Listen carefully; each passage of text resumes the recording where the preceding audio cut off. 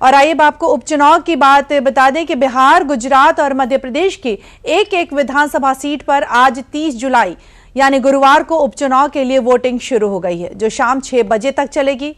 बिहार की बांकीपुर सबसे ज्यादा हॉट सीट मानी जा रही है।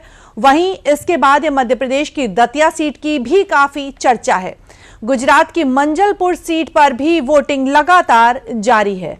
तो बात करें अगर बिहार की बांकीपुर सीट की, तो इस सीट पर कुल जो 25 प्रत्याशी हैं वो अपनी किस्मत आजमा रहे हैं। हालांकि जो मेन मुकाबला है वो बीजेपी के नीरज कुमार सिन्हा, जनसुराज के प्रशांत किशोर और राजद प्रत्याशी रेखा गुप्ता के बीच माना जा रहा है। बांकीपुर विधानसभा सीट पर 31 साल से बीजेपी का कब्जा है और यह सीट भाजपा यानी भारतीय जनता पार्टी के राष्ट्रीय अध्यक्ष नितिन नबीन के राज्यसभा जाने के बाद खाली हो गई है। वहीं मध्य प्रदेश की दतिया सीट की बात करें तो इस सीट पर बीजेपी की ओर से आशुतोष तिवारी चुनाव मैदान में हैं।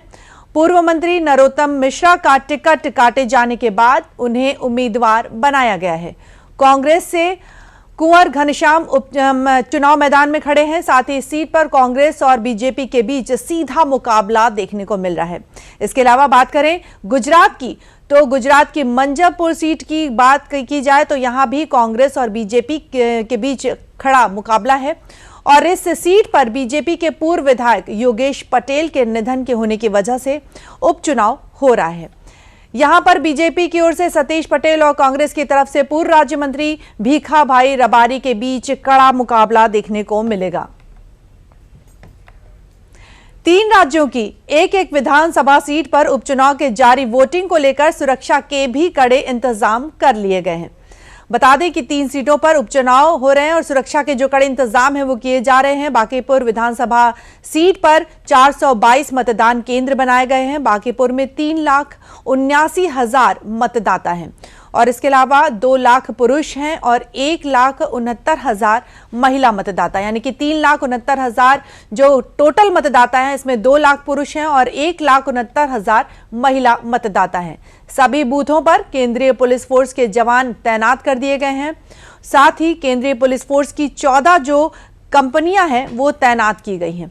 गड़बड़ी रोकने के लिए सभी केंद्रों की लाइव वेबकास्टिंग भी जारी है, यानी कि किसी भी तरह की जो कोई गड़बड़ी है वो नहीं हो सकती है। बूथों पर सुरक्षा के कड़े इंतजाम किए गए हैं और इसी तरह एमपी की दतिया विधानसभा सीट पर मतदान के लिए 291 बूथ बनाए गए हैं, जिसमें 1422 सेना के जवान तैनात किए गए हैं। सभी बूथों पर सुरक्षा के कड़े इंतजाम किए गए हैं। इस सीट की बात करें तो इस सीट पर 2,20,400 योग्य मतदाता हैं। 2,20,400 योग्य मतदाता हैं। वहीं गुजरात की मंजलपुर में 2,19,494 मतदाता हैं और इस सीट पर 260 मतदान सेंटर बनाए गए हैं। 14 से अधिक पुलिस और सेना के जवान यहां पर तैनात किए गए हैं।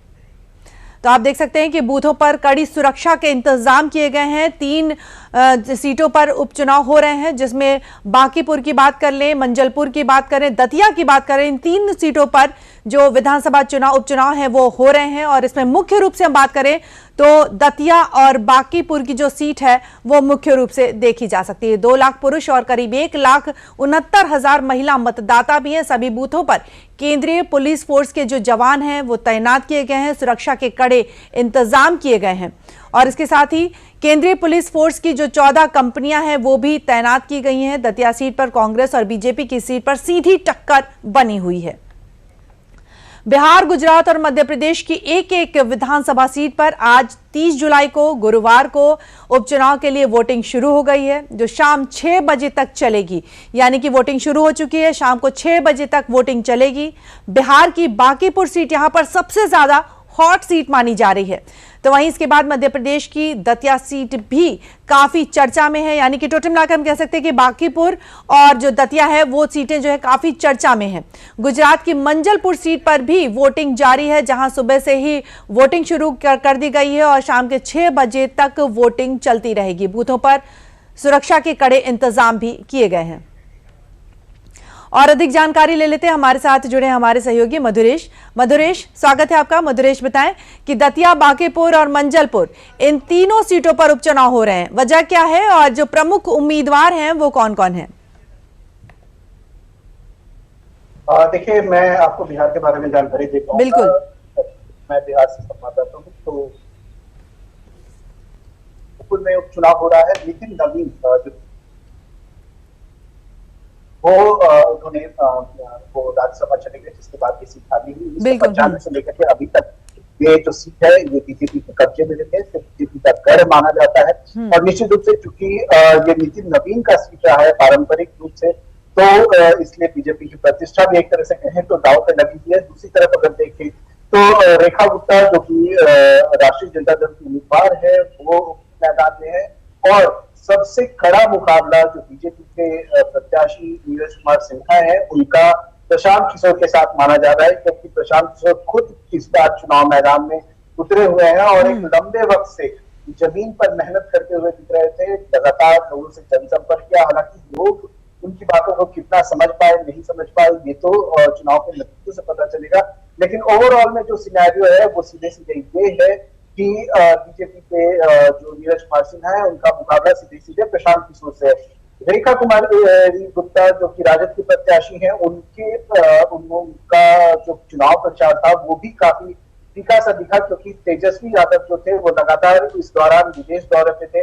आखिरी 2 दिन जब तेजस्वी यादव पटना पहुंचे तो उन्होंने छोटी मोटी जनसभाएं की। हालांकि कोई बड़ी जनसभा या कोई बड़ा रोड शो उन्होंने नहीं किया है। ऐसे में उनकी जो दावेदारी है वो कहीं ना कहीं थोड़ी सी ढीली या कमजोर करती हुई दिख रही है।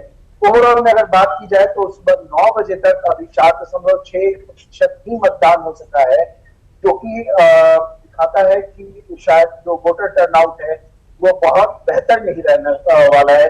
अगर 2025 के आम विधानसभा चुनाव की बात करें तो 41.01% वोट बांकीपुर में पड़े थे। और ऐसे में देखना होगा कि शाम तक यहाँ कितने वोट मतदान होते हैं। मधुरेश, यहाँ पर ये भी जानना चाहेंगे, राजनीतिक तौर पर इस उपचुनाव को कितना अहम माना जा रहा है और इन चुनाव का सभी दलों की इस चुनाव पर नजर क्यों टिकी हुई है?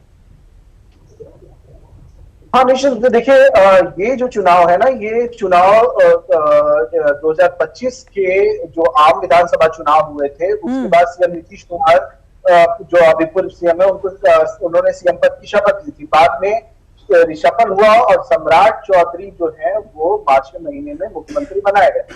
तो कहीं ना कहीं ये जो उपचुनाव है इसे सम्राट चौधरी के लिटमस टेस्ट के रूप में भी देखा जा रहा है, क्योंकि जो विपक्ष है वो इसे मानकर चल रही है कि अगर वो बीजेपी का इतना बड़ा किला तोड़ने में अगर सफल होती है तो कहीं ना कहीं इस पूरी हार का जो खतरा है वो सम्राट चौधरी के ऊपर में ही फूटेगा।